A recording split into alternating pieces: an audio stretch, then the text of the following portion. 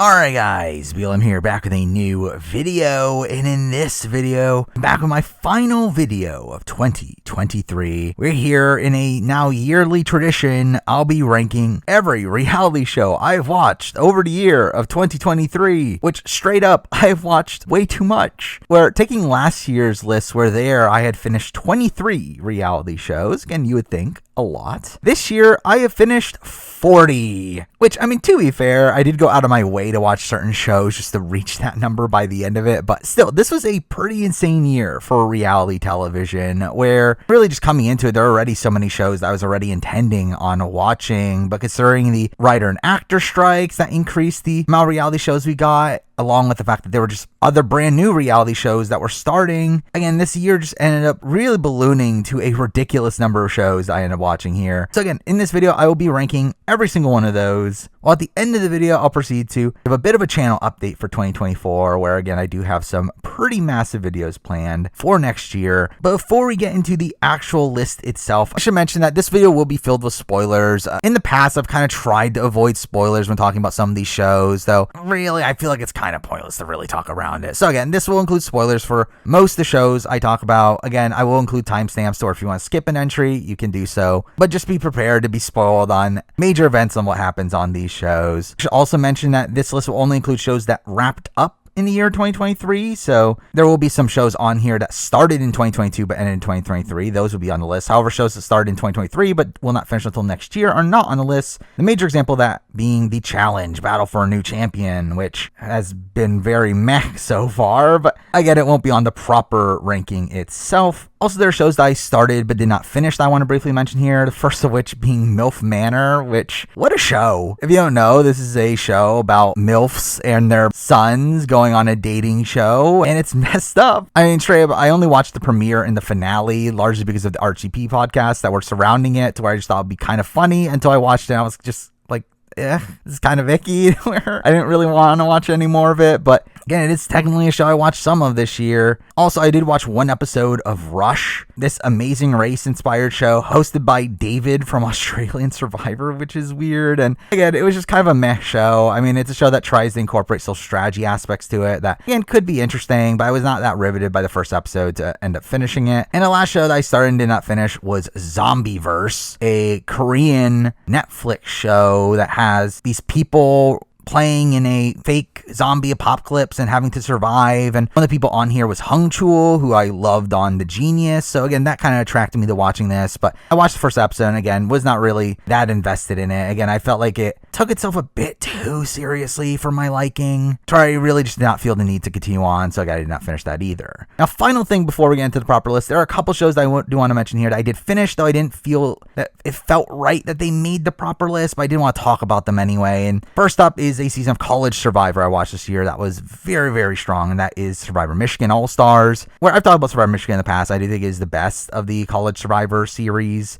And I do think Survivor Michigan All-Stars was a great culmination to all the seasons up to that point, feeling like this massive epic season that felt like this nice send-off to that generation of the show with massively long episodes, but fantastic vote-offs. Or again, if you want to get into College Survivor, I would recommend watching Survivor Michigan. Obviously starting with season 1, not All-Stars. So this is a really strong season. Or straight, if this was on the list, I mean, I think it would definitely make the top 10. Though again, I just feel like with the proper list, I want all these shows to be either televised shows or shows released by like official outlets, to where, again, Survivor Michigan being a more fan-made show, I didn't feel like felt right to make it on the list, but again, I at least want to talk about it here. And the other show I wanted to talk about is not a full reality show, which is the reason why I felt weird about putting on, but I did watch it, and that is Jury Duty, which, if you don't know, is essentially a sitcom that takes place over the course of a court case, though one of the jury members on there is a real person, to which a lot of the show is based around how that person reacts to these wacky situations. Again, feeling very reminiscent to the likes of the Joe Schmo show, though plays it a lot more straight here in the fact that with the Joe Schmo show, a lot of the show is based around the ins and outs of how they're tricking this person, and the actors in the show talking confessional as themselves, talking about what they're thinking in this situation, while on Jury Duty, again, it's just a straight up sitcom. It just so happens to have that aspect of the show in it, to where, again, it's a fun show. I would recommend it, though, again, it felt weird to put it as a true reality show just due to the fact that so much of it was scripted, where, again, I didn't really put it on here. But with that, we're now at the ranking 40 reality shows I watched this year. Again, don't know how I watched this many. And we got some big stinkers at the bottom here as well. At number 40, the worst reality show I watched this year is Stars on Mars. Now you may question, why did I watch Stars on Mars? And truth be told, I don't know why. Like, I know why I started it. I mean, at the very beginning, I do think there was some intrigue here from just how campy this show was. I mean, it had these celebrities living in a house together that was decorated like a space station, them having to do challenges and pretending like they're on Mars. And again, there is definitely some campiness to it that could have been fun. However, I do think at the end of the day, it just ended up being kind of boring. Again, in concept, it's not that dissimilar from something like Celebrity Big Brother, though.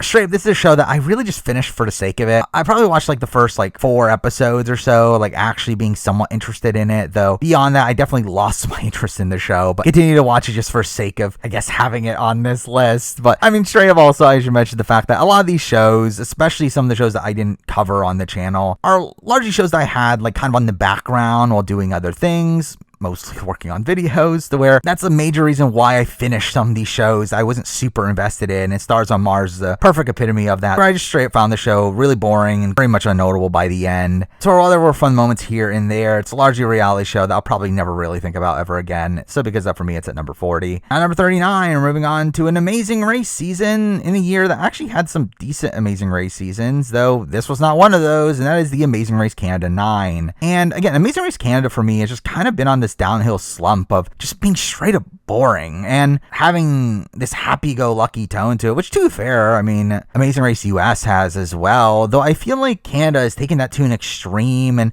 has a lot of its editing based around national pride, and all this is just, like, again, kind of boring to me. And really, this cast, I just found to be a largely unnotable one, where really, I mean, pretty much all the teams that made the end game were so dull to me. And we get, like, a Ty and Kat win where they were just extremely dominant on the race. I mean, I believe they have the highest average in the history of the Amazing Race. And I believe they have the highest average placement for a winning team in the history of English language Amazing Race, but again, that doesn't change the fact that they're really boring on the show. And again, this was just a season that I just found super unnotable all the way through. But again, I feel like it's better than Stars on Mars just due to the fact that I'll probably think about this season at some point in my life, because I at least talk about Amazing Race more often than Stars on Mars. So because that for me, it's here at 39. Now number 38, another show that was mostly boring, though I think this one at least had some okay aspects to it at points, but mostly a bad season. That show is Big Brother Australia 2023, aka Big Brother House of Love, because that's obviously what we needed on BBAU. And again, straight up, obviously this was a disaster all the way through. I mean, this was a season that was filmed over a year before it eventually aired, where supposedly it had been cut short with the production themselves realizing how much of a failure the season was, and it aired to abysmal ratings. BBAU just in general is kind of in this weird spot at this point, and again, this really shows you why it's really just a bad season. And for some reason they decided to just fill the entire season with young, attractive people and trying to get them to hook up and essentially make this another version of Love Island, which again just simply doesn't work, especially when like most of this cast is really dull, where again obviously they prioritize getting these attractive people over people that were actually interesting personalities. For a while there were some decent characters along the way, like Gracie May and Dion, and there were some interesting storylines along the way. I mean, I think Jake had a really interesting story on the season. I mean, like as a whole, this was just a massive mess of a season, and one that, despite obviously BBAU having changed its format to involve more strategic gameplay, this season was very much void of that, and again was largely just focused on these pairings. And really, I mean, the back like half of the season was just entirely dull. Now I will say again, the reason why it's above the last 2 seasons we talked about is because I actually was enjoying myself for like the first week of the show. I feel like there's enough like fun drama there to where it wasn't entirely bad, but I mean, as the season went along, again, it just got very monotonous, with this feeling like this massive down point for BBAU, which I actually thought had 2 relatively decent seasons in the last 2 years. But this was obviously a complete travesty, and because that for me, it's here number 38. Now number 37, we're moving on to our first challenge season of the list, where we have, I believe, 5 challenge seasons this year that wrapped up, because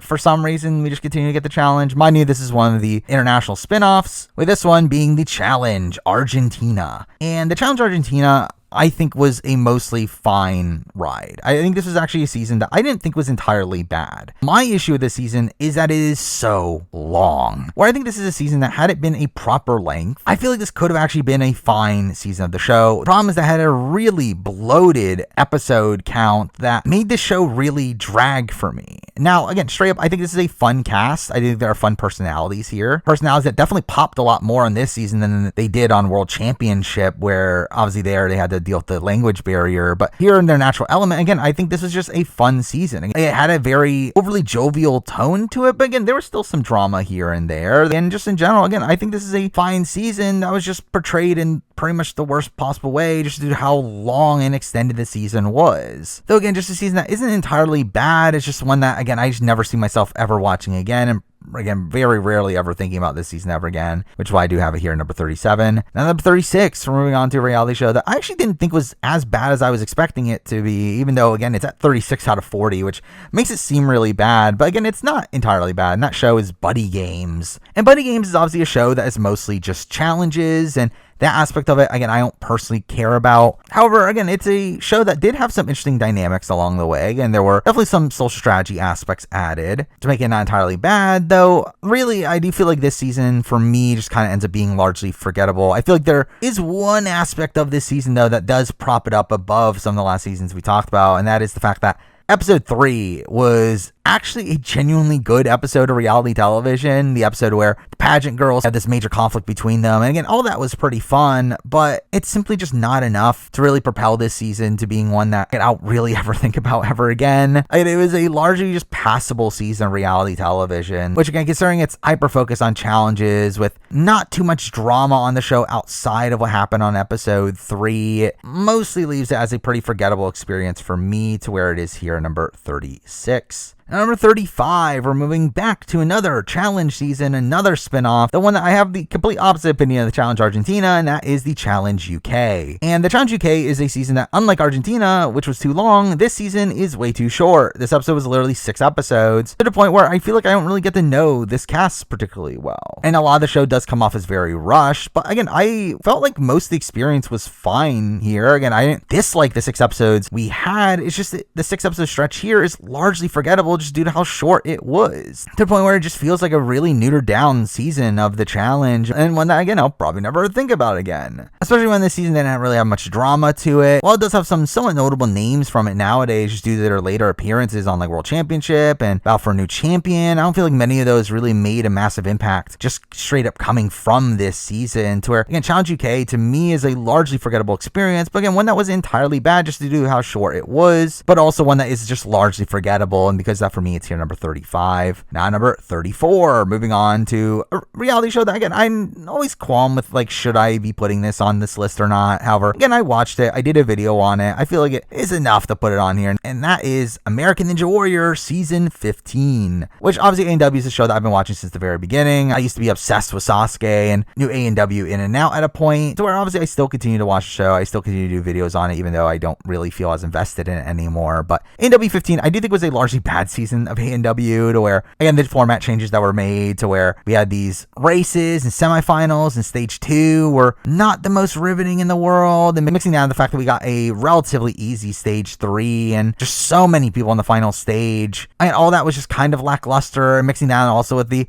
new qualifier format, which has made the qualifiers super boring. Like, I mean, again, this is not a good season of A&W, but again, for me, it's still A&W. I still get some enjoyment from it. Again, I still know a lot about the show, and I know a lot about the legacies of these people, to where I feel like for me, it's always going to be somewhere around here on the list. Or for me, it's always going to be a show that I have like a level of reverence for. And I could still see myself going back and watching points of this season more so than many other shows on this list. So again, for me, it's enough for me to put it here at number 34. Now, number 33, we're moving back to the challenge. Again, we've been going to challenge season every other spot up to this point, but here we do have the challenge Ride or Dies. The only challenge proper season to wrap up in this year. And Challenge Right Eyes was just kind of okay. Again, it kind of follows the typical trend with recent challenge seasons of being super serious and again just kind of lackluster with a certain majority running the show from beginning to end. But I did think this season had some drama to it. Again, we got some conflicts, especially early on where we had like the Nani Turbo fight, which was pretty massive. I did enjoy the arcs of like Horacio and Olivia and their runs on the season. And there were some like minor positives here, but as a whole, again, it's another season that is not particularly great. Now, again, I do have it above the last few seasons we talked about because I do think like the first few episodes of this season were actually pretty good. Again, like the sloppy gameplay from like Jay and Michelle and their feud of like Laurel and Jack was interesting, and the Turbo Nani fight. You have these like interesting dynamics that again like, at least made this season tolerable despite its like really slow stretch in the middle to where again an okay season, and it's here at number 33. Now number 32, we're moving on to a show that returned after a long hiatus and one that I actually enjoyed for the first half of it, though again it's another one that kind of just dragged on, which is fine considering this is actually a short season for this respective show, and that show is Big Brother UK 2023. And again, this was a reboot here that I think for the most part worked. Again, I thought this was actually a pretty fun ride at the beginning. Again, I am someone that, while I haven't been super invested in BB UK, I had watched certain seasons of BB UK in the past where I was pretty into BB UK 15, and I remember watching 16 at the time and being pretty into it to where again, there definitely was this bit of nostalgia in watching another BB UK season and just remembering the overall tone of the show. And that, I think, really propelled me through those first few weeks. Though, again, I do think by the end of it, I just really did not care and was kind of just watching it just to finish the show. But, I mean, there were some interesting characters on this season. You got, like, Yinrun, you got Trish, you had Jordan, who I thought was pretty fun. Olivia was great TV. Again, there were a lot of fights in the house to where, again, like, I think this is a solid season. It's just one that, again, I probably wasn't as invested as I could have been through the back half, and to be fair, a lot of that could be just due to the fact that there was so much going on by that point, where obviously if you don't know, this year was obviously jam-packed with reality shows, especially in the back half, where I think it definitely made this show a bit superfluous to me by the end of it. But again, I did feel like the first half of the season was pretty strong. So again, for me, that leads it here at number 32. Now number 31, we're moving on to what is actually probably one of the last shows I finished before making this video, at least of the shows that weren't airing right before I made this video, and that show is Love Island Games, which I ended up watching here because I heard a lot of hype for this show. A lot of people are talking about how this is better than the challenge has been in recent years, and I watched it and found myself a bit underwhelmed. Like, obviously, yeah, I have it above Ride or Dies, but I don't think it's by that much. I mean, I think the season's okay. I mean, obviously I'm not someone that has watched the other Love Island seasons. I do know some of these people through their other appearances on other shows like The Challenge and Amazing Race for Ray. And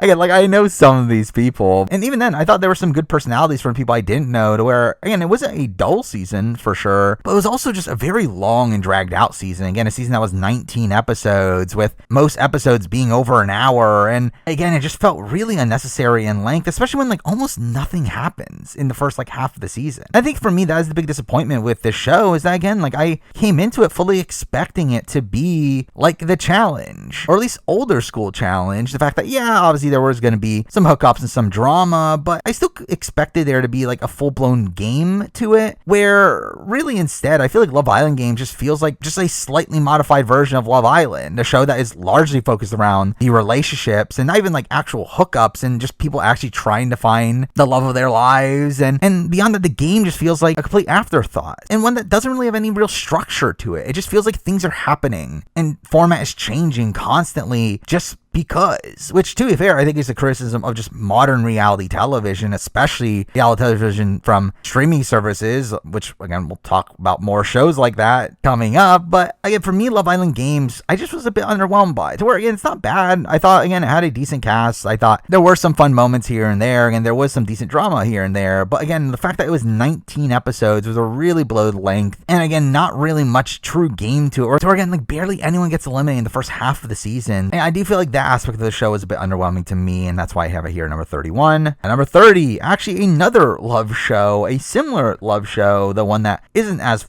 challenge focused, and that show is Perfect Match. the Netflix reality show that brought together singles from other Netflix reality shows to have them try to find true love. I guess Netflix's version of Love Island, and I actually thought this was okay. Which is funny because, again, I'm not into love shows. I don't watch a lot of these shows like Love Island or The Bachelor or any of those style of shows. Yeah, I thought Perfect Match was actually kind of fun. Mind you, again, I knew some of this cast. I knew some of them from The Circle and from The Mole, and again, the people that I did know, I thought brought decent TV, and even the people I didn't know, I thought brought decent TV. Yeah, I think there was some decent drama throughout this season. I mean, the Francesca-Savannah rivalry was fun. You have Dom's trajectory on the season, which was interesting as well. Now, again, while there is also like a game aspect to it, it's not really that focused on. I think that's definitely underwhelming, especially because like it ends up actually being a genuine social strategy show where, again, the winner is determined by a jury vote, but none of that is really focused on. But I still found this show to be pretty fun for the most part, to the point where I'll probably end up watching season 2 when that comes around. So again, while it is a love show, I felt like it was one that, again, was at least tolerable. So because that for me, it's here number 30. Now number 29, we're moving on. Kind of one of the more random shows I watched from this year, which we're going to be starting to talk about as we proceed through the list. A show that is probably one and done, if I were to guess, considering its terrible ratings. Though, a show that I didn't think was entirely bad, though definitely have qualms within that show, is Million Dollar Island Australia, where Million Dollar Island is a show that initially was pitched to be in the US and it eventually got canceled. Though when there was an Australian version, I was like, you know what, screw it, I'll try it out. It was relatively early in the year and there wasn't that much going on around that time. So again, I started watching it and I thought it was relatively fun. Now, I think there's dumb aspects of its format. Obviously, the fact that you have 100 people on this cast makes it that you don't really know a lot of these people. And really, this is the criticism of a lot of shows that we're going to be talking about, where again, there were a decent amount of shows this year that had 100 plus people cast. Then through that, again, things are happening to people that we don't know who they are, yet the show's trying to make us care about them. And I think that is a major criticism with shows like this. Though, I mean, outside that, I think there were still some interesting moments. There were definitely some shocking results here, and some people getting eliminated when they did. And in a way, I do feel like that is obviously the pro of a format like that, to where really you just never know when people can get eliminated when there's so many people in the game. And while again, it was a show that was largely focused around challenges, and really the end of result as well, the final game was also super underwhelming, and it was essentially a game of chance. And it's one where like it's almost impossible for you to even get any significant amount of money at the end. I still feel like, again, it was a fun ride at points, to where, well, again, I'm not clamoring for a season 2, and I don't actually expect that we will get one. I feel like for the one season we got, it was okay enough to be here at number 29. Now number 28, we're moving on to a Survivor season, the lowest ranked Survivor season on this list by quite a bit, though it is a season that most people probably have not watched.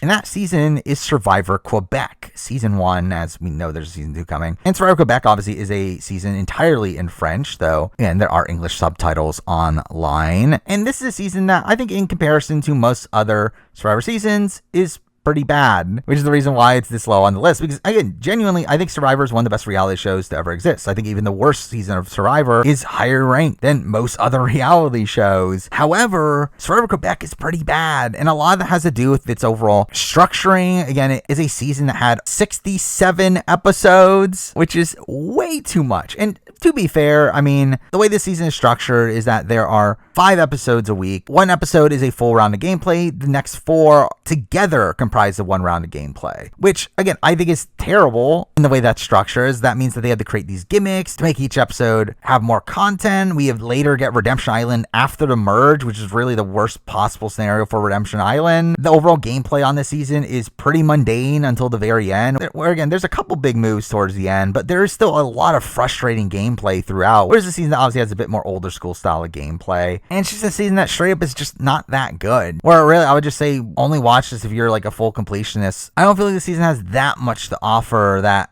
really makes it worth watching through 67 episodes. But at the end of the day, it is still a season of Survivor. There's still interesting gameplay here and there. And there are fun characters here and there. And through that, again, for me, it's enough to land it above all the shows we talked about so far. But again, still has so many issues that I can't put it much higher than number 28. Now, number 27, we're moving on to a show that I have similar complaints about. Though instead of a season of Survivor, we're actually getting into a not season of another show that I care a lot about, but a season that is very reminiscent reminiscent of that, with this show being The Time Hotel, a show that is very reminiscent to The Genius. Obviously one of my favorite reality shows of all time, a Korean reality show, with this show, again, very much feeling very much inspired by The Genius. Though not created by the same people, though, again, does include Jinho. Obviously, Genius legend there, to where, again, that's a cool aspect of this, but again, it ends up being a show that, again, has similar games to The Genius, has the same style of strategic matches that determine who gets eliminated, but I just feel like it's another one of these shows that, again, the format is a bit wonky. There's some points where people get eliminated simply through the main match. There's sometimes that they go to a death match. It just changes all over the place. There's also a match they used twice on this season that is like really physical, and that's just very strange. And just straight up, this is also a season that is just too long. I mean, the episodes are ridiculous in length. Well, again, not feeling there's much substance to it. I do feel like this is a show that, again, feels like it's trying to imitate The Genius, but not really having any of the heart and soul that made The Genius as great as it is. Again, it very much lacks the same style of humor of The Genius. I think the games themselves are simply not as interesting as The Genius, and in general, I just found Time Hotel to be a bit of a disappointment from my point of view. But again, there are still good things about this season. In this game, I mean, instead of garnets or pieces, as we'll later talk about, currency you have in this game is time, where everything you do takes up time, with also your time constantly ticking down while you're in the hotel, and when your time gets to 0, you're eliminated. And I do think that's an interesting aspect of this game. Again, to have time as this mechanic that people have to manage and could potentially go home at any instant if they don't manage their time properly, again, I think is an interesting aspect of this show. But again, I just think the overall presentation of the show is simply just not really worth it, considering just how long these episodes are. And again, like for me, it just simply is not as good as The Genius, where for me it is here at number 27. Now number 26, we're moving to another international reality show, and really actually we're starting a series of a few Netflix series in a row. This one going through a show that I really want to put higher, and I do think probably on paper this show should be higher on the list, just based on pure enjoyment of it, though I think there are definitely issues I have with the show, and that show is Physical 100, which is a Korean reality show, obviously based around challenges and trying to find the best athlete within this group of 100 people. And again, I think that's an interesting aspect of all this. Obviously, in essence, being reminiscent to Sasuke to a degree, but also Pro Sportsman #1, I think is probably the comparison I would give more so to it, of, again, them participating in these challenges and there being eliminations along the way. And yeah, I overall really enjoyed this concept. I mean, this would have been a show that I would have adored when I was a kid. And again, I still enjoyed it now. I think for me, the qualms here are, again, there's 100 people, and through that, there's a lot of people that I just don't know, including people that made it to the very end, including the winner, who I don't even know who that person is, which again is just a strange aspect of this show, to where there's no real proper storytelling to it. I feel like by the time we get to the final round, almost no one left there were people that I even recognize from earlier on in the season. Or it feels like a lot of them were people that just showed up at the very end and again didn't even know who the winner was. So again, I think that's definitely an issue I personally have with it. Then also, I do feel like certain challenges took a bit too long. They definitely really spent a lot of time going through these like 101 matches that took up a good chunk of the series, to where as a whole, like, I do think this is still a good show. I very much enjoyed my experience with it, though I do think there are just some fundamental issues I have with it, where I struggle with putting it much higher on the list. But straight up, I do think from this point on, I think these are all shows that I have more positives for than negatives, but I just feel like at the end of the day, this is a show I have enough negatives here to leave it here at number 26. Now, number 25, we're moving on to a reality show that also from Netflix, and again, kind of the epitome of a show that just has things happening, where again, no real proper format to it. It just has twist after twist after twist. And that show is Surviving Paradise, which again, I thought was a genuinely fun show. I thought this was a show that had a really fun cast. There were some really fun characters along the way. There was some pretty fun gameplay at points. But again, I feel like the formatting of the show was just all over the place, where it just felt like things were happening. Where obviously there's this massive divide between people that were able to live in paradise or people that had to live in the woods, and you had these constant twists that shaked up who was in what, and it ends up being a game that does have a lot of social strategy aspects to it, which I did very much enjoy. But I just feel like at the end of the day, it's also still a show that again just felt like things were happening with no real explanation of why these things are happening. Again, it's just a show that had no real format to it, that felt like just a show that was made just to give you shock factor through these random twists being involved. And again, that is definitely a criticism I personally have, but I still very much enjoyed this season. I feel like Tabitha in particular was a really great character on this season. Well, I mean, straight up, I do think this is probably a show that I will probably end up forgetting about as the time goes on. I do feel like already, just like probably a month out of watching this show, like not much of it has really stuck to my mind, to where I don't really feel like this is a show that's going to have a lasting impact on me. Sure, that's a lot of the reason why I do have it as low here as number 25. Now 24, moving on to a season of a show that I'm mostly burnt out on. However, I think this is still an okay season of the show. That show is The Circle US Season 5, which straight up will be the last Circle US season I cover. Well, I will watch the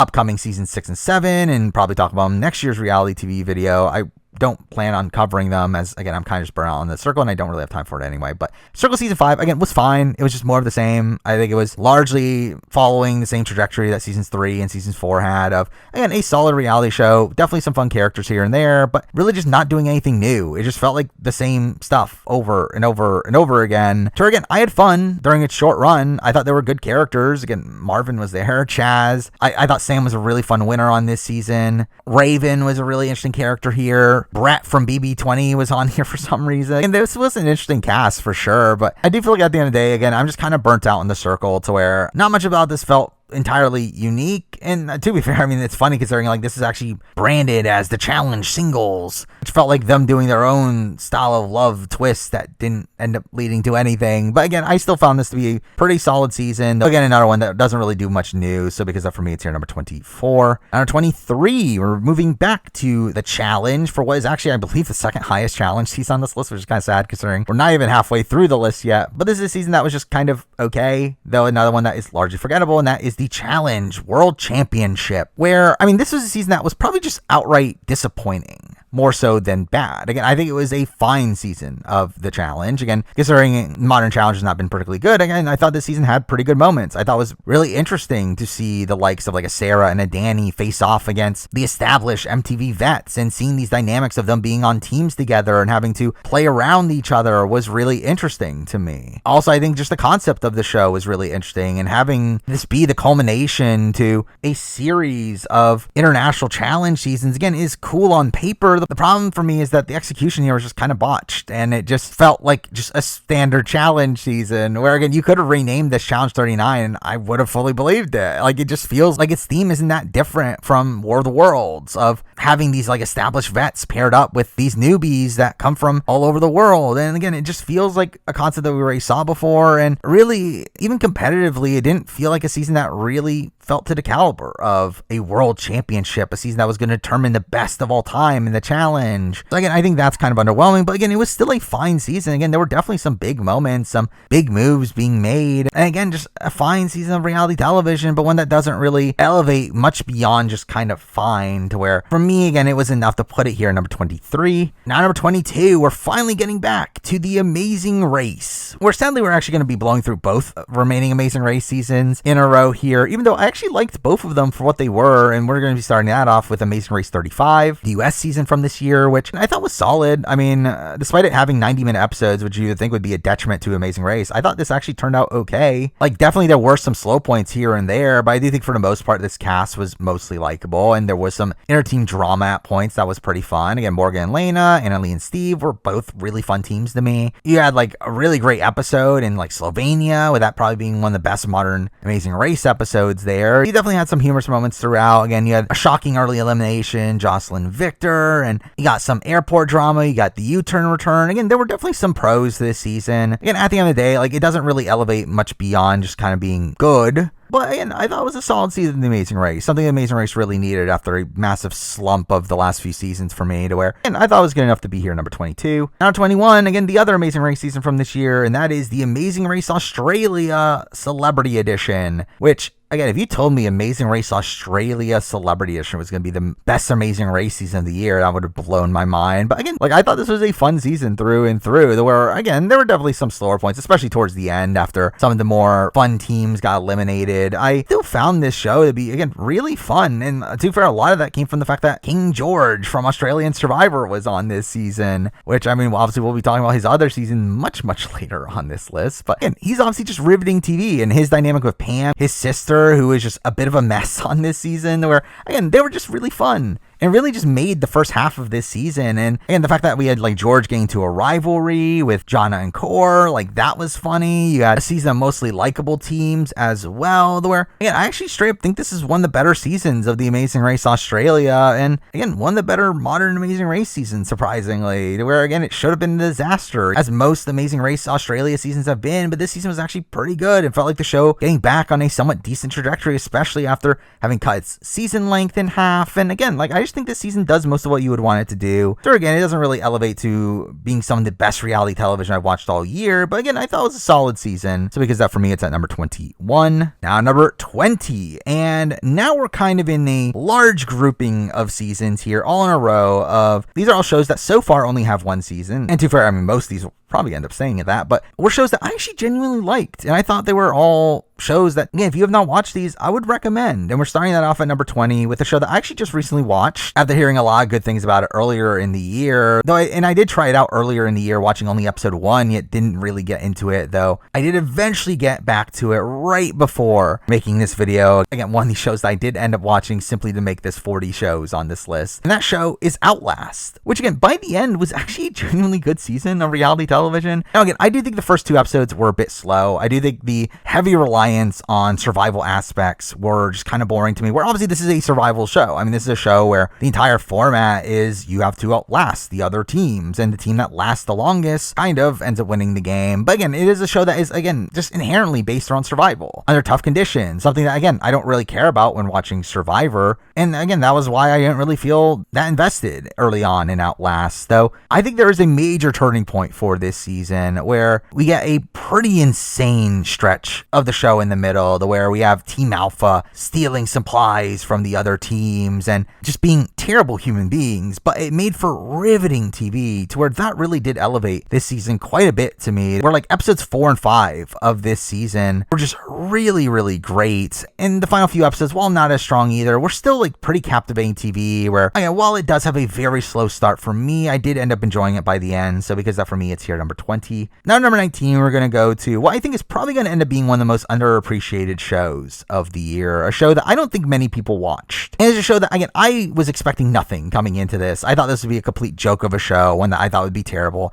I actually really much enjoyed it, and that show is Fight to Survive, a show that is another one, again, largely focused on survival on an island. A show that did have like eliminations to it, where you can call out others or battle them in the arena, which, I mean, to be fair, I will say a criticism of the show is that the elimination matches were pretty much just the same thing over and over and over again, of it essentially being a glorified pole wrestle, which I do think that's essentially underwhelming, especially because obviously the show ends with essentially a series of those until you're down to just the final person, which in itself, again, like I think that is underwhelming, where essentially the show does end up turning out to just be who is the best person at pole wrestle. But again, I felt like this is a show that was just so captivating for most of it, where there was just so much drama on this season, and a lot of that came from the appearance of Missy Bird, obviously a Survivor player from Survivor IOI, who and didn't have the greatest reception on that season, though I thought she made for incredible TV on this season, getting into constant fights, her and Jay as well. Again, they were just such incredible TV here, to where, and while again, you could definitely qualm with them not being probably the best people on this season, again, I do feel like the amount of drama they brought to this show was really, really fun. And I should also mention, again, there are other Survivor players on this season as well. I mean, Stephanie Gonzalez is here, along with Libby, both of which don't really play that big of a factor onto the season, but again, they're there. But really, I think Missy is the big one that you would want to watch this for, where, again, I do think she really makes this season. And again, as a whole, I just found this to be a pretty fun season of reality television. I thought this was actually a pretty fun ride, and one that, again, I think is going to be forgotten about in the grand scheme of things, as, again, I haven't heard about season 2. I very much doubt that we're going to get a season 2, but I thought this was a fun season through and through. So because that for me, I have it here number 19. Number 18, another reality show that might be a one and done, but was a show that I was shockingly enjoying. And that show is Pressure Cooker, which was a Netflix show. That, again, was a show that kind of tried to mix cooking shows with social strategy, which, I mean, is a combination that straight up doesn't really work and shouldn't work. But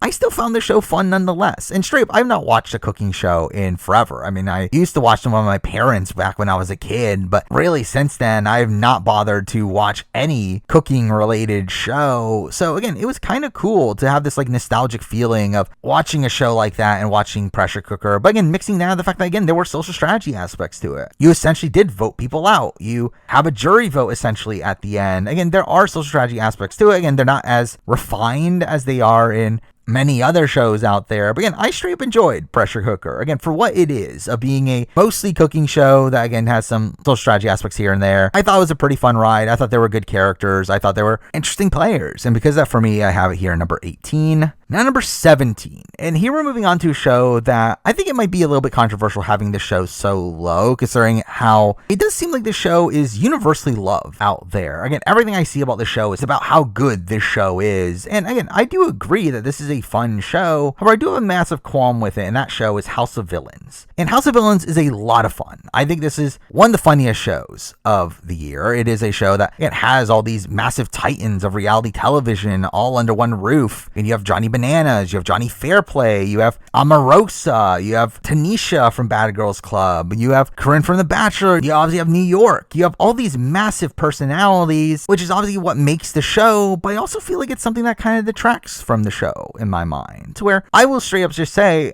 I do not find this show to be genuine. I do find this show to be, if not scripted, then just essentially a show of just everyone completely hamming it up. Of like no one in the show coming off as genuine. Where again, this is reality TV, yet very little of this show comes off as reality to me.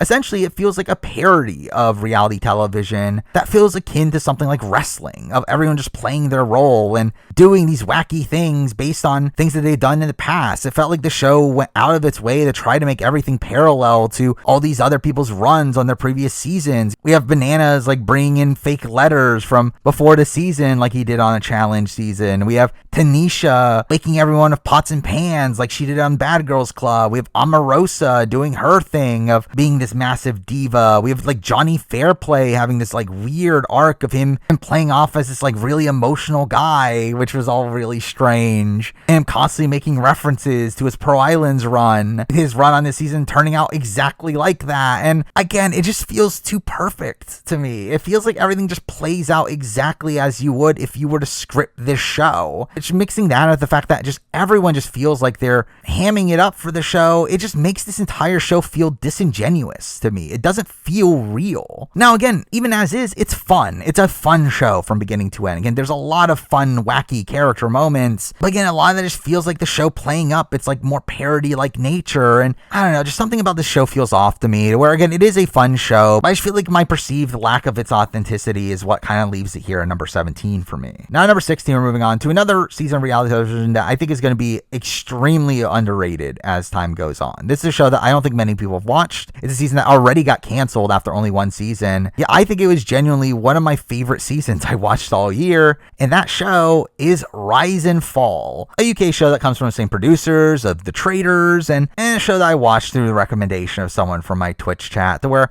again, I shockingly really enjoyed this season. I thought it was a really fun ride. Again, having like aspects of something like Surviving Paradise, which we already talked about, of there being two sides of the game. There'd be the people in the penthouse that were running the game. There would be the grifters that had to do work to build up the prize pool, and people at the top had to make decisions for those people, but were also the only people that could be eliminated, and you had them voting people up to be in the penthouse. And again, there were lots of social strategy aspects there. We also had like some people really playing the game hard. You had some really fun characters. I thought it had a really interesting end game, an end game format that I actually would not mind see be attempted on a future show, of essentially the entire end game being a series of drags, where one person is voted out and then that person drags a person who later drags a person until you get to the final two, to where you eventually get a jury vote from solely those people that were just eliminated there. Again, I think that's an interesting concept. So I think this show does a lot unique. I think this is actually a pretty fun show, one that again most people will never watch, but I think is one that people should watch. So because of that, for me, I have it here number 16. Now number 15, and now we're getting to probably the more commonly known reality shows of the year. Again, now we're getting into the big shows like Survivor, Big Brother, The Traitors. But at number 15, we're going to start off with what I think is the worst Traitor season of the year, but in itself is still not bad, and that is The Traitors Canada. And The Traitors Canada was just okay. I think it's a season that initially I did find it a bit underwhelming. I feel like obviously coming off of having watched 3 other Traitors seasons that are going to be on this list after this, but also obviously having 2 at the end of last year, again, it felt like a lot of Traitors all at once. For by the time of the Traitors Canada, I just felt like we were kind of repeating a similar formula to where, again, I do feel like the beginning of this season was a bit meh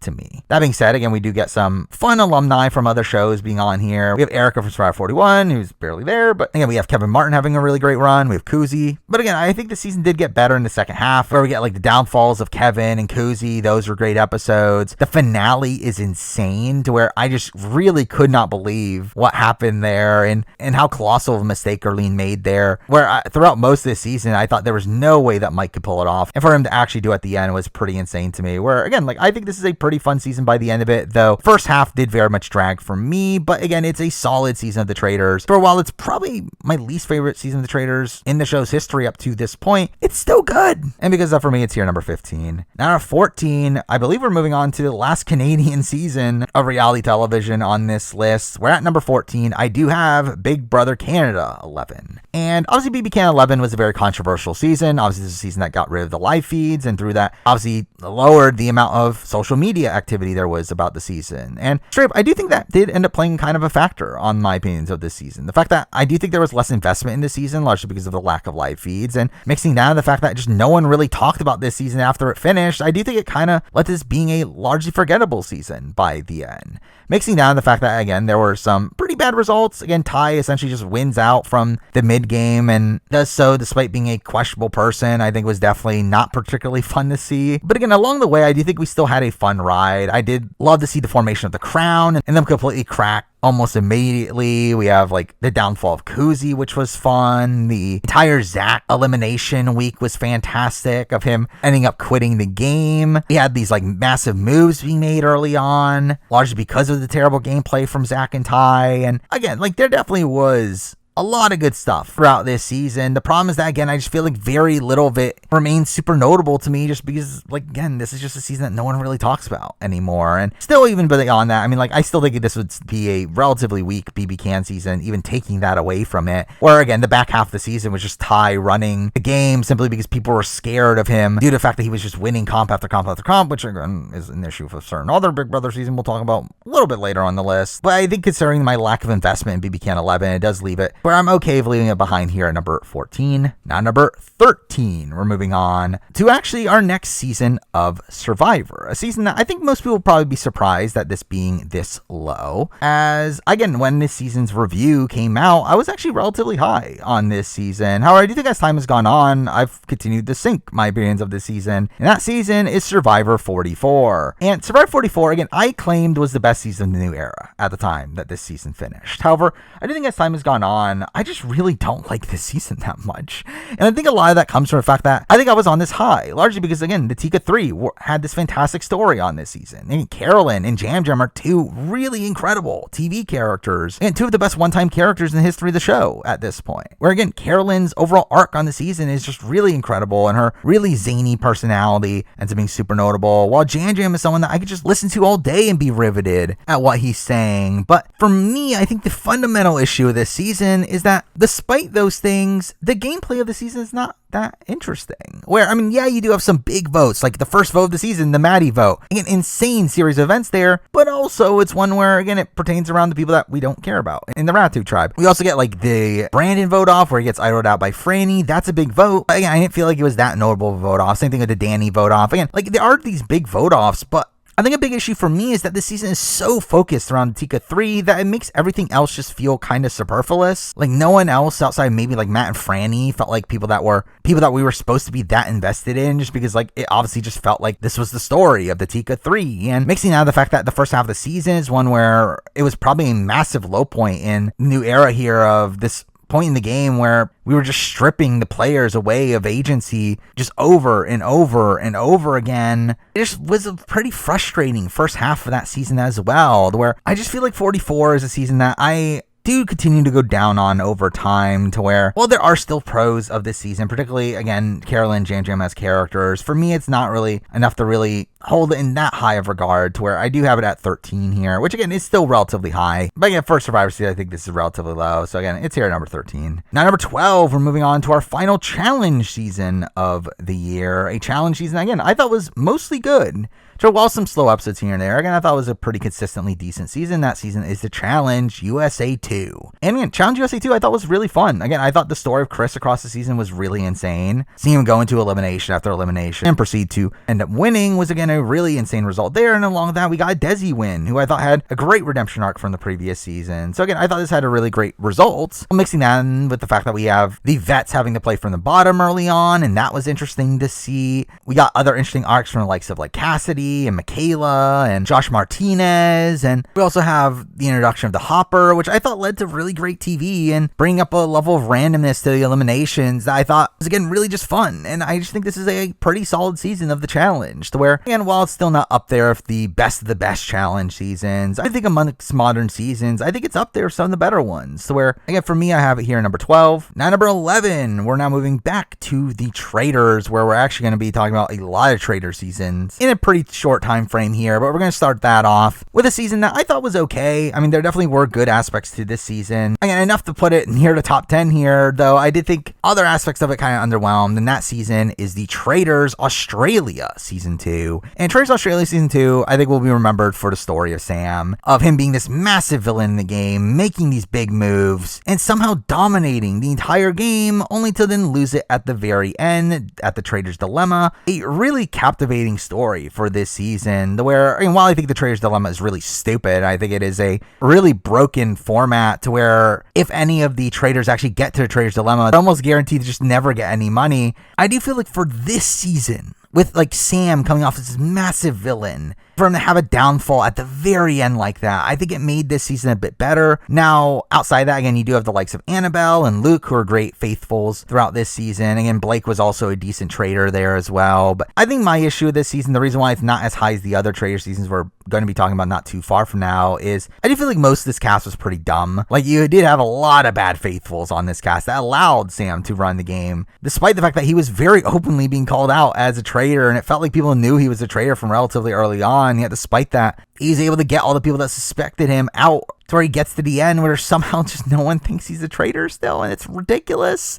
To where obviously, like, that is definitely a qualm of this season. It's just how frustrating the gameplay was, along the fact that by the end it didn't feel like he faced that much adversity just due to how bad everyone else seemed to be. But I still think the ending of this storyline and the way that he loses the game is still a really fascinating arc from this season, to where, again, for me, it's enough to put it here at number 11. Now, number 10, we're moving on to a different reality show, another reality show that had its first season last year, and another reality show that has remained very good coming into the second year, and that show is Claim to Fame Season 2. And again, Season 2 of Claim to Fame here was actually better than Claim to Fame Season 1 in like every single way. Again, it really just took what Claim to Fame Season 1 did, which again was very good in its own right, and just improved upon it. Again, a probably better cast here, again, a very dynamic cast, full of likable people, but still people that were playing the game hard, got into some drama, and along with that, we got some fun blindsides along the way. We get great character moments along the way. I thought we had a great winner of the season. Like, I feel like there's a lot to like here from Claim to Fame Season 2, to where,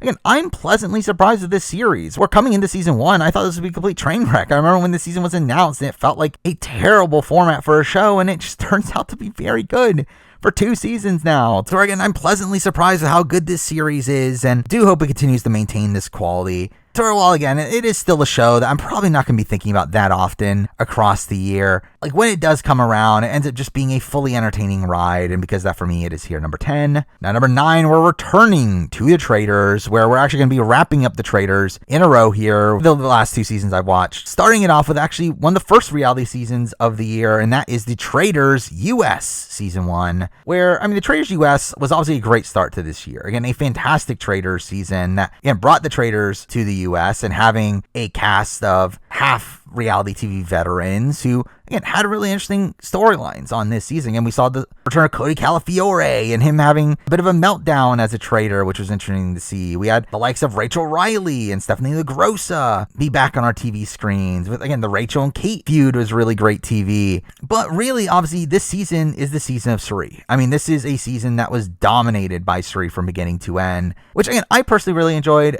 I will say, though, that if I were not a Cirie fan and if I had not known her previous legacy from Survivor, I don't think this season would hit as hard. I do think, actually, on paper, this might be actually the worst season of The Traitors. Just due to the fact that it is a complete steamroll, and it is such a foregone conclusion that Cirie is going to run the game from beginning to end. But, again, I personally enjoyed that steamroll, which is why this season is as high as it is. I do think this is a season that, again, like coming from a Survivor fan that always just wanted Cirie to get her win, for her to finally get that win on The Traitors was a very satisfying arc to see here. And again, in a way, I do think this is maybe my favorite Traitors season of the year, where the next one we'll be talking about is a fundamentally better season in almost every aspect of the show, but I do think this is the season that pops more for me. But I just feel like because I don't actually genuinely think the quality of this season is as good as the next one we'll be talking about, I struggle with putting it higher on the list, but I still think, again, this is a very good season of reality television, and because of that, for me, it is here at number 9. Now, number 8, the top Traitor season of the year, is sadly probably the one that was the most underwatched here, coming from a country not usually talked about in the reality TV sphere, and that show is The Traitors New Zealand season 1. Again, a season of The Traitors that was just genuinely great, and surprisingly so. Where again, this is another one where like I started off the season being a bit mixed on it. I just thought it was okay at the beginning, though it really just picks up and ends up being a consistently fun ride throughout, having a really fun cast of characters, most of which being celebs, and through that, obviously they're able to play up to the camera. But we also just have probably one of the best cast strategically we've seen on the show. Again, this was a cast that clearly had watched the show previously,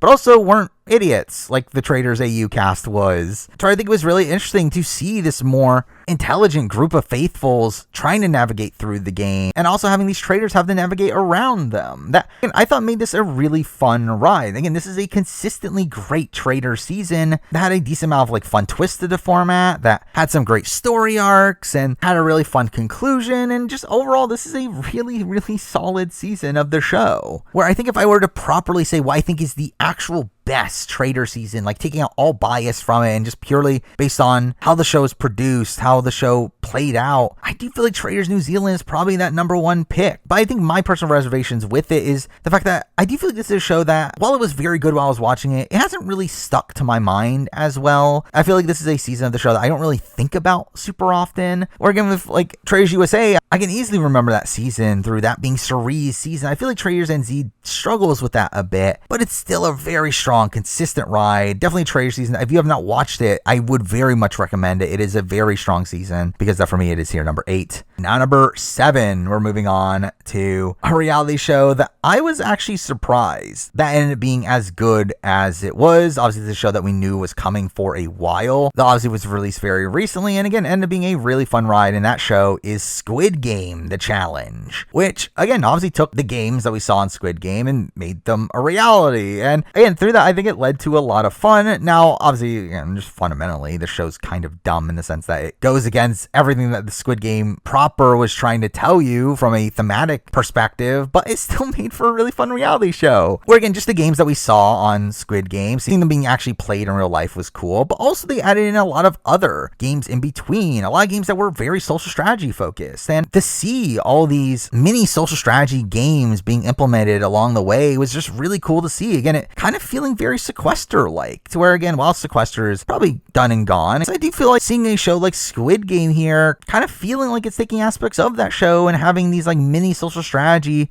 games along the way, again, I thought was just pretty fun to see. Now, obviously, fundamentally, the issue here is the issue I talked about with like shows like Physical 100, Million Dollar Island. Obviously, we have a ridiculously big cast here, 456 people. And through that, again, you can only focus on a certain amount of those. And through that, again, there were many points where there's like eliminations of people that the show tries to make dramatic, even though I don't know who those people are. And even beyond that, I do feel like there's also some wonky storytelling on this season where, I mean, there's a lot of people that are like set up for major storylines here just to be kind of sniped out of the game, which again definitely adds the shock factor of the show. But I do think just from a storytelling perspective, I didn't find myself satisfied by the end, or when we get to the final 3, I feel like those are 3 people that I barely knew, especially outside of Mai, and while she does end up winning, it didn't feel like a satisfying win, especially considering the final game was rock, paper, scissors, which again, I think took the randomness of this show a bit too hard. And straight, that is what this show is. It is very random. It just feels like things are happening. It's the epitome of just things are happening. frustrating. And people are getting sniped out of the game left and right, which makes it like a tough game to like assess from a game perspective, but it makes for really fun TV. And really, I feel like this is the show that Survivor wants to be, sadly. Like, Survivor talks about how they want to be dangerous fun. This was actually dangerous fun. It was a lot of fun to see these people being sniped out of the game, despite having like these big edits to where it really just felt like anyone could be eliminated at any time. And the show didn't really take much care in focusing on the people that made it deep into the game, which again can be a mixed bag, but I overall really enjoyed this season. I think it was a very strong season of reality television, and that's why it's here at number 7. Now number 6, we're moving on to really the final season of reality television from this year. That is not Survivor or Big Brother. This ends up being a season that is another Netflix reality show. One, if you know my taste in reality TV, you should know this would have been relatively high, and that is The Devil's Plan, which is obviously another Korean reality show from the creators of The Genius. And through that, this was a very fun show. Again, this was a show that, again, like as I mentioned with Time Hotel, where I think that show really struggled to really have the essence that The Genius had, I feel like The Devil's Plan came very close. Now, I will say, fundamentally, I do enjoy The Genius more. I do feel like The Genius is a more structured game, a game where I do overall just like that format more of people getting eliminated every episode. I do think the games in The Genius has stood out more to me, though again, The Devil's Plan was also very, very good. I do think the challenges that were here for this season were mostly strong. Now, I don't love the aspect of them having a challenge where they have to work together, though kind of like Time Hotel, I do like the aspect of pieces being the way that you stay in the game, and once your currency is gone, you're out of the game again. I think that's an interesting concept, but again, I do feel like my main criticism of the show is largely, it's again, just its general format. I do feel like I would have liked it more if it was a single elimination show where people were eliminated one episode at a time, not this more like unstructured format where like people can just be eliminated on a whim or just simply not be eliminated at all. And again, I don't love that aspect of it personally, but it's still a fun ride. The season had some great twists and turns. I thought the conclusion of the season was really, really great. I really feel like the season had most of what you would want from a spiritual successor to The Genius. To where, while again, I do personally like The Genius more, I do find The Genius to have a better format, and also just outside that, just have more fun character moments throughout it. I do still think Devil's Plan was a very, very strong show.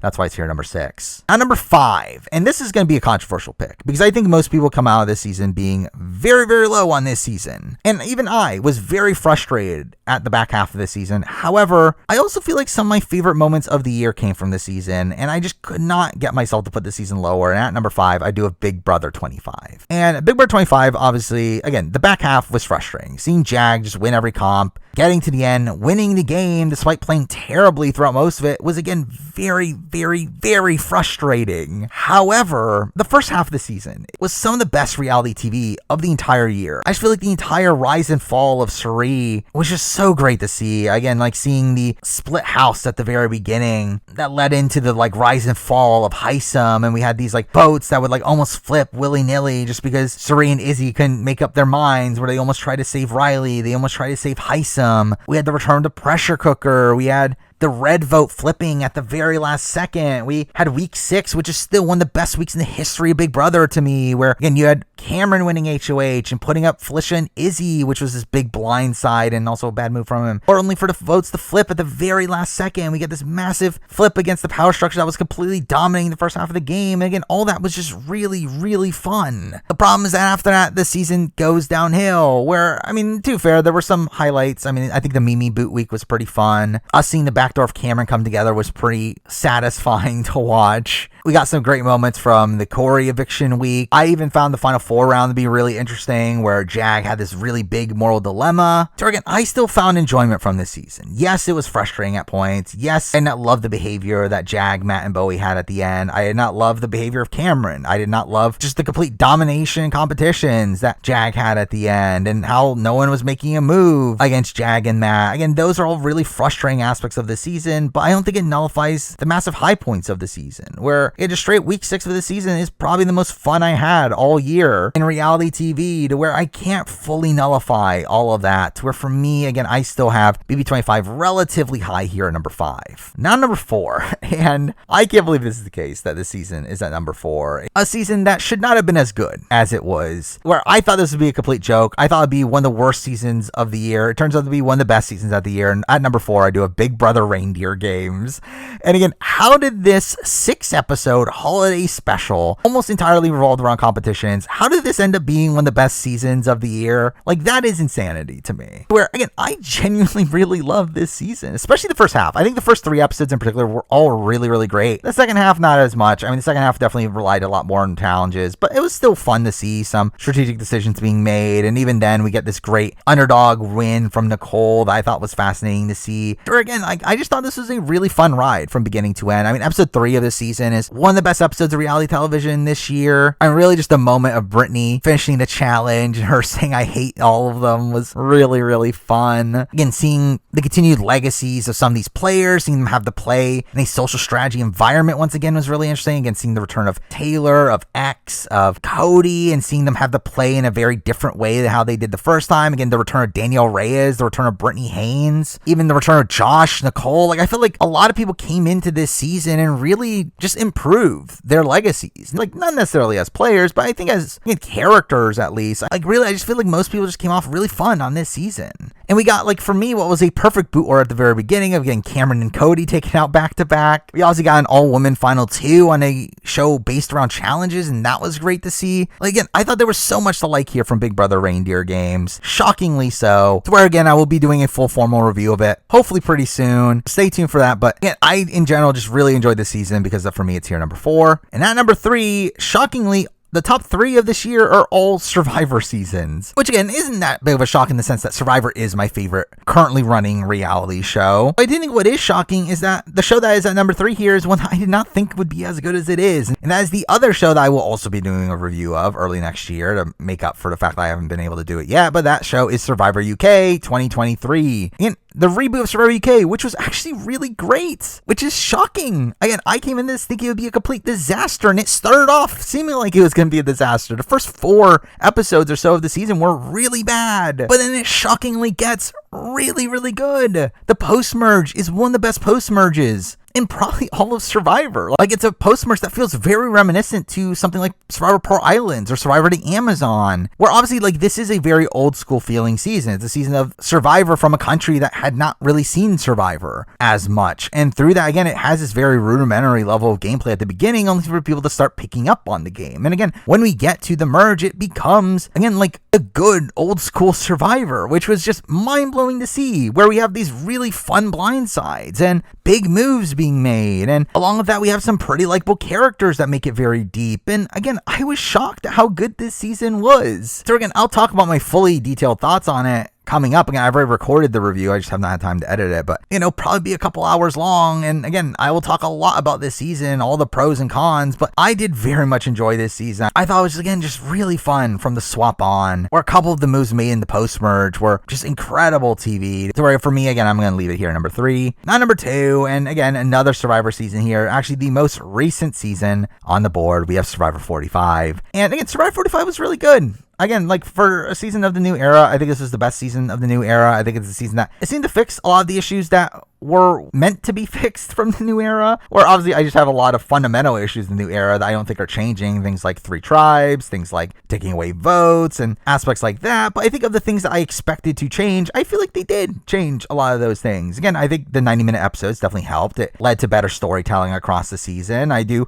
like this cast. I think this had an incredible cast of characters with some really funny sequences along the way. Again, the Bruce Katurah rivalry was fantastic. We have some great arcs for some of this cast. Again, Jake has a fantastic arc. Katurah has a fantastic arc. Emily has a fantastic arc. I also like that the fact that, like, again, the winner of the season, Indeed, like, while she obviously has a very satisfying edit in that they do explain why she wins the game, I do like that she's not the main focus of the edit. I do like that they focused a lot more on these other side characters and fully develop their arc. Though at the same time, I do think it's underwhelming to see the time that we get this, like, very dominant female winner that they really don't end up going full ham on her like they have with many other male winners. But either way, I do think as a whole, Survivor 45 was a very fun ride. Again, we get incredible vote offs from, like, the Sabaya vote off, which is still an all-time great pre-merge one. We get the J Maya vote off where Caleb places shot in the dark and it finally works. We have the Kelly blindside, which has some great reactions from her. We have the Emily blindside of her getting IO'd out with only 1 vote. We have the final 5 vote vote of a 2-1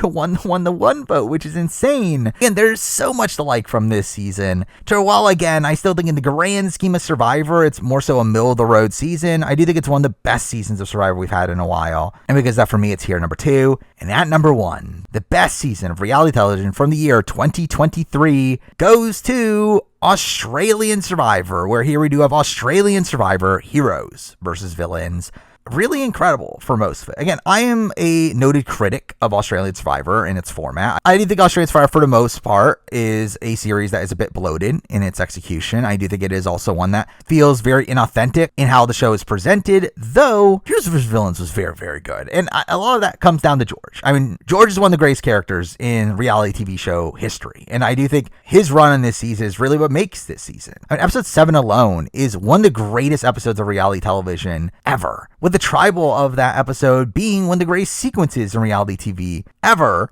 And really, again, just seeing George do his thing and somehow run a second season is really insane here. And again, we get a really great stretch of episodes, pretty much going from episode 7 until the final 7. Again, it's just nonstop, strong, consistent episodes with really big votes. And us getting the Jordy blindside, the David Zaharakis blindside, the Shawnee blindside. Even the Stevie vote was really interesting. The Paige blindside was really fun. And there's so much to like on this season. Now, I will say, if I'm going to qualm something about this season, it's the fact that I do think it gets off to a little bit of a slow start. I think it's a just okay season for the first few episodes. I'll also say the endgame stretch is not the greatest in the world. It definitely feels like a little bit dragged out, but I do think we get a satisfying winner story-wise, at least. Again, game-wise, questionable, but I do think story-wise, pretty strong. I do think also George's arc across the season is really strong. And again, with this also having massive blindsides throughout most of the season, considering we also got great arcs for Simon and Haley. Again, it's just a really, really good season. Again, it still has some of the failings of Australian Survivor. There's still a non-elimination episode that's still, again, a little bit too long. There's still some cast members that you just simply don't know, even by the time they're eliminated. But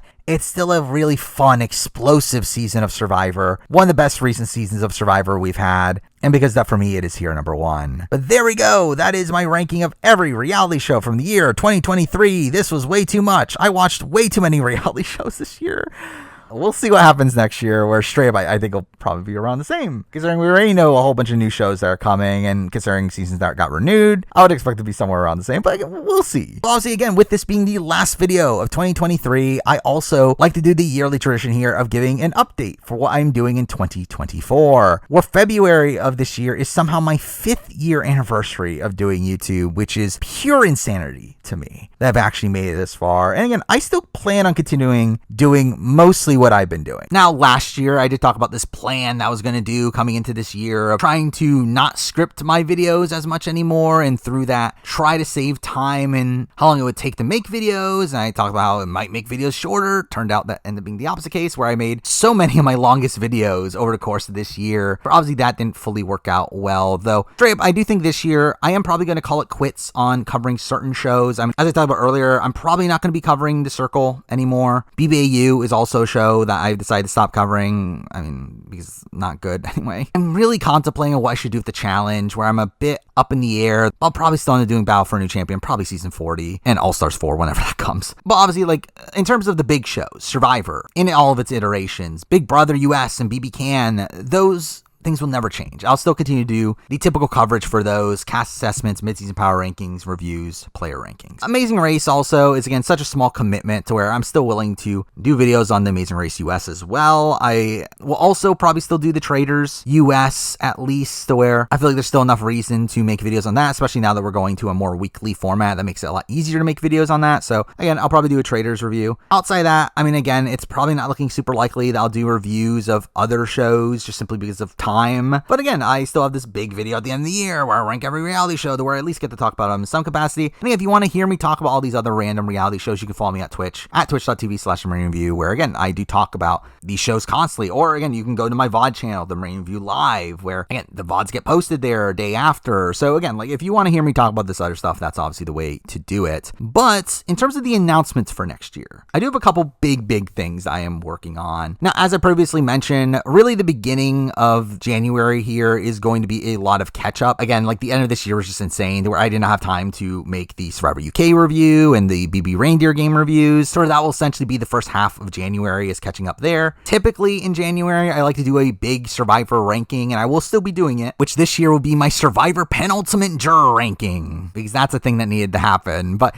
again, like I will be doing that at some point next year. I will say it's probably going to come out towards the end of January this time. But again, you can still expect that. Obviously, in general, just expect the typical retrospectives that I've been doing, like Survivor All-Stars, which is going to be ridiculously long. I've already recorded it. It's one of the biggest videos I've ever made. So again, that'll be coming early next year as well. And obviously, I'll also do the other respective series like BB5, BB Can 2, Survivor Vanuatu towards the end of the year. I'll also probably get back to doing Amazing Race videos, considering we're around the time of the anniversary of Amazing Race 6, so maybe I'll do that by the end of the year. However, next year is also, again, the 5-year anniversary of the channel, and with that comes the time to execute a plan that I've been having for quite a while now, literally years now, where I've talked about this on stream quite a bit, the fact that for the 5-year anniversary, a lot of my plans were to essentially eventually redo a lot of the bigger videos I did in my first year of the channel, a lot of bigger rankings that need updating, and my season and winner rankings for Big Brother and Survivor. I'll be doing those at some point next year. I'll also be doing updated Who Would I Vote For videos, which I'm sure will still be very controversial, but again, I'll be redoing those. I'll do a new guide to International Survivor. Again, a lot of those bigger videos I did right away in the first year of the channel, those will be updated by the end of next year. However, I also have another really insane project in the works. And by in the works, I mean I literally already recorded it and it'll be coming out around the 5-year anniversary of the channel. In February, I can officially announce that I have now ranked every player in Big Brother US history, where again, this is always the plan for literally years now, was to do it again at the 5-year anniversary of the channel, but also immediately after Big Brother 25, where again,